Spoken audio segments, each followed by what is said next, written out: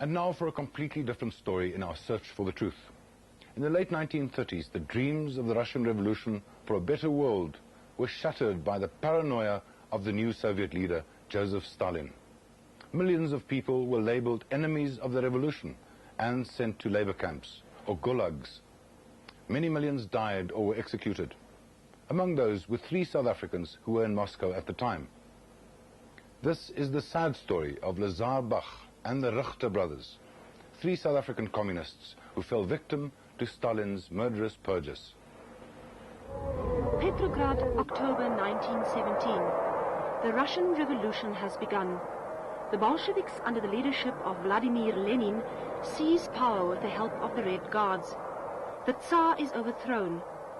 With the cry of all power to the Soviets, the first communist state in the world is born. Many believe this to be the glorious beginning of a worldwide workers' revolution that will establish communism across the globe. 4 years later, South Africa becomes one of the first countries outside the Soviet Union to establish a communist party. The Communist Party of South Africa is the first on the African continent and was established a whole year before that of even China. From the very beginning, the South African Party was an enthusiastic member of the international family of communism. Throughout its 75-year existence, it would retain strong bonds with Moscow. Many South African communists would make the pilgrimage to Moscow for direction in their struggle. Many would be trained here, and as we will find, some would also die here.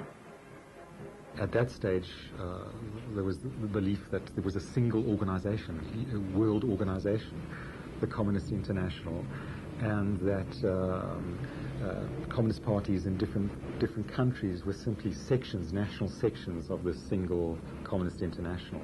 So the headquarters really of the Communist Party of South Africa was not Johannesburg or Cape Town, but Moscow. In 1929, Joseph Stalin becomes the master of Soviet Russia. He heralds in a dark period in the history of communism.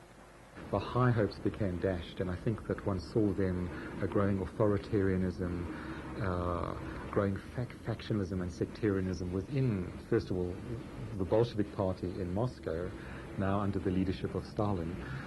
But then, because it was the leading force in the world communist movement, as it was then thought of, those factionalisms and internal disputes spilled over into all the fraternal parties, including here in South Africa.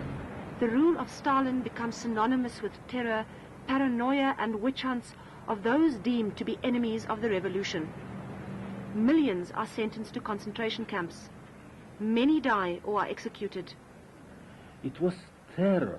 Stalin was paranoid, and he supposed that almost all foreigners are spies, and many people in his own country also, he cannot trust them.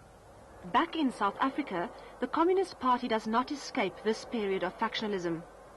A fierce division develops within the party.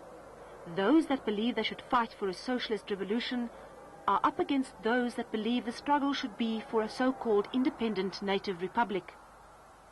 It is this factionalism and the resultant purges in the party that leads these 3 men to Moscow in 1935 for direction. Paul and Maurice Richter and Lazar Bach would never return. It is said that once in Moscow, all 3 men became embroiled in the murky politics of Stalinist Russia. As we now understand, really what that connected up with communist elements in Moscow, which fell out of favor with the dominant Stalin grouping, and that was the error. They were guilty that they were in Moscow in 1936 and beginning of 1937. It was the peak of big terror.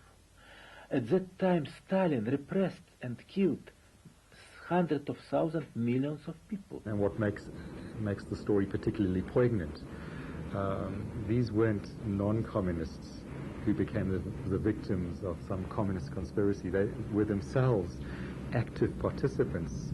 They were communists, and they were probably as factionalist as those that won out and that executed them or imprisoned them. In 1937, they were arrested by Stalin's secret police and charged with counter-revolutionary activity. They are interrogated and made to sign false confessions. On the basis of these confessions, the Communist International expelled them from the Communist Party of South Africa and packed them off to Soviet labor camps for a sentence of 5 years. And next year, two Richter brothers were blamed by the head of this concentration camp that they intended to organize rebellion inside the concentration. It's nonsense. But nevertheless, they were shot. And about Lazar Bach, he died also in concentration camp in far east of Russia in 1941. The fate of these 3 South Africans was not known for 50 years. It was only during Mikhail Gorbachev's period of perestroika that details began to emerge.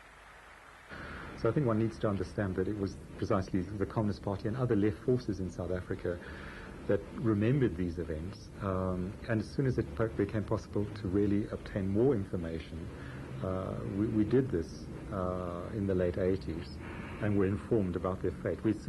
As far as we'd known up until then, they'd simply disappeared.